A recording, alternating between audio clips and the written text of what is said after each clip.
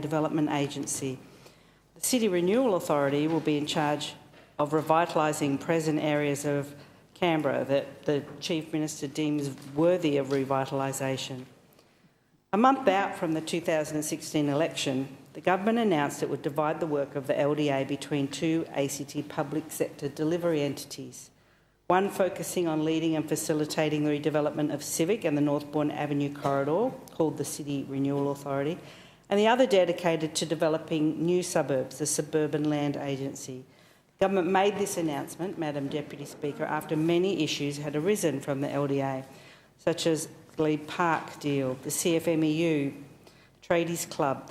There was a lot of media coverage about the LDA not acting transparently, not following their own procedures, not going to the board for approvals, payments for land that went well beyond the valued amount, and manipulated valuation advice. We saw an Auditor General's report into the practice of the LDA, which begins with, and I quote, "Transparency, accountability and rigour have been lacking in the processes used by the Land Development Agency," end quote. So what we see now, Madam Deputy Speaker, is the government using this split up as an opportunity to make it seem like they're trying to resolve the issues surrounding the LDA. However, the bill we're debating here today will not do that. The LDA is an agency that has grown beyond its original mandate. I hesitate to use the word bloated because it's quite an ugly word, but that's exactly the word that's been used by other people to describe it to me. They say it's strayed into the activities of the private sector well beyond its remit. And this bill sees the LDA split up into two organisations, the City Renewal Agency and the Suburban Land Authority. So the City Renewal Agency will be responsible for leading, managing urban renewal works in declared urban renewal precincts. The first precinct to be declared will encompass Civic, the Northbourne Avenue corridor and West Basin. And the City Renewal Agency will be responsible within declared urban renewal precincts for facilitating significant development projects, including related land acquisitions and sales, collaborating with the National Capital Authority and the Planning and Land Authority about precinct planning and design standards, undertaking work on sequencing and site selection for particular classes of development identified by the government for inclusion in an urban renewal precinct, conducting design competitions, engaging with potential investors and developers at a national and international as well as local level, conducting community engagement processes, coordinating with other ACT public sector bodies, including directorates, undertaking site preparation and infrastructure works, and undertaking public realm improvements and place activation activities. But the question has to be asked, Madam Deputy Speaker, as to why the government feels it has to be so involved in this area. Most people who've worked out in the real world know that the best way to get development is for the government to step back and allow the private sector to plan, invest and deliver. And we see two of our best activated precincts here in Canberra, in Braddon and New Acton, are exactly examples of that. Two of the most liveliest parts of inner Canberra. They've been developed not upstairs in the Chief Minister's office or across the road in the department building, but in the hands of the private sector, and we've all been the beneficiary of those lively activated precincts here in the ACT. What it needs is the best policy levers to be in place and leave the actual work up to the private sector to deliver in the best way possible. Madam Speaker, I also have questions around the boundaries for the precinct put forward by the Chief Minister in this bill. It's well up north, well past Hague Park, which may well be a better boundary, and well down to the lake past the city around West Basin. So what is the government's intent? It's a bit of an overreach. It changes nothing that the LDA couldn't already do, Madam Deputy Speaker, but they're taking over these policy functions beyond its mandate, and I think I'm kind of quoting Ms Lakuta there in her earlier speech, and inserting itself into areas which may well be better serviced by the private sector. Right. So, there are many areas that are already slated for sale along the Northbourne Avenue corridor, and I don't understand why the government feels the need to reinsert itself into that particular area.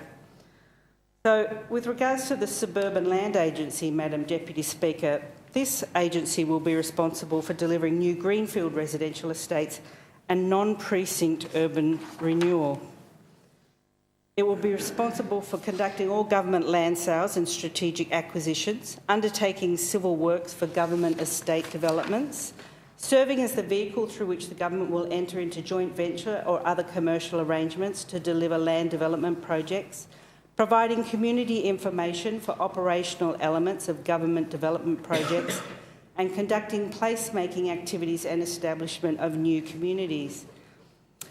In theory, Madam Deputy Speaker, people working in the area say to me that a lean agency about 1/3 of the size of the current LDA could deliver the land release program.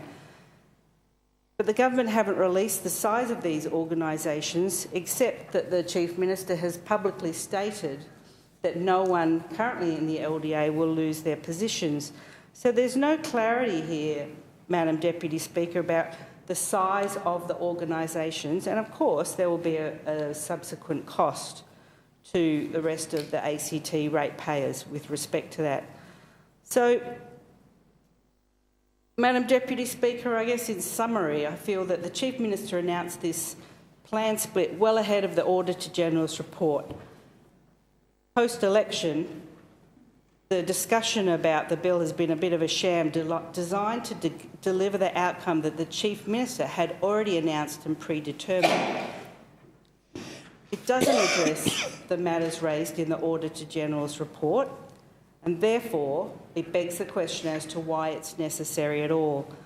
I'm not sure that anyone involved in previous work with and around the LDA believes that this proposal is the right outcome. It in no way addresses those AG issues, and it reeks of political subterfuge.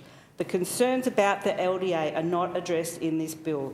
They have a high probability of continuing into the future if this bill does not make significant changes to the accountability framework for these two agencies. With that in mind, the opposition will put forward a number of amendments on Thursday that go to the heart of these matters so that the people of Canberra can be assured that the bodies that represent them and have their best interests absolutely in mind.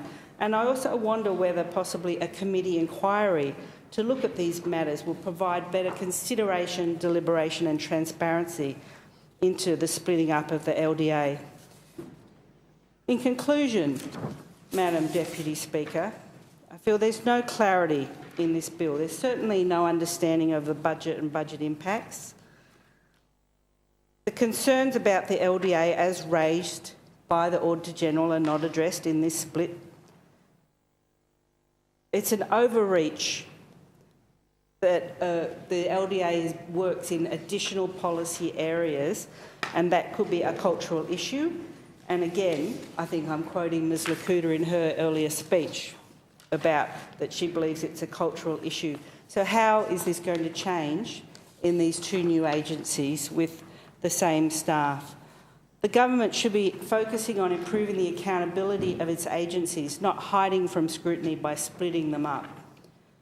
It's in stark contrast, Madam Deputy Speaker, to the calls in this Assembly over a number of years for the establishment of a single nature conservation agency, something that all sides of the Assembly agreed was necessary and good and worthwhile and valuable. Everyone was clamouring for it, and it took years to achieve. This is like the polar opposite of that, Madam Deputy Speaker. It's been done with some undue haste. It's got an undeclared need or benefit, and it's been rushed through without suitable and adequate scrutiny. In conclusion, the Canberra Liberals have always said that we support transparency, accountability and, above all, integrity in every area of government. In its current form, this bill does not encompass those values. Therefore, the Canberra Liberals cannot support this bill without amendment. The question is the bill be agreed to in principle. Ms Berry. Thank you, Madam Speaker. Madam Speaker, the government is committed to delivering an expanded and contemporary city renewal and suburban land development program, which I believe